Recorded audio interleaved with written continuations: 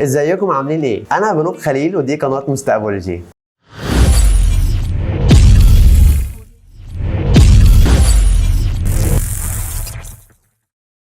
مستقبولوجي بشكل بسيط هي هتساعدك ازاي تاخد قراراتك وازاي تحدد قرارات مصيريه في حياتك. هنتعامل مع المستقبل بتاعنا على انه شيء يتشرح بطريقه سهله وبسيطه عن طريق خطوات واضحه وصريحه. المستقبل يعني قرارات مهمه ومصيريه. في قناه مستقبولوجي هتساعدك ازاي تاخد قرار في المستقبل وتخلينا نعرف نفكر بشكل مختلف، ازاي اطلع كسبان او باقل خسائر ممكنه. في البدايه هركز على اهم اختيار وهو ازاي اختار كليتي. القرار ده مصيري ومهم في حياه اي حد وبيبدا في مرحله ثانوي، علشان كده بدايتي هتكون ان انا اشرح اكتر عن الكليات بشكل مبسط بحيث تعرف تحدد انت هتختار انهي طريق. وزي ما قلنا ده قرار مهم جدا في المستقبل، وبعد كده هنشوف ايه المهم في المستقبل وهنتكلم عليه. وحابب مستقبولوجي توصل لكل واحد محتاج ياخد قرار مهم في حياته، واستنونا في الفيديوهات الجايه.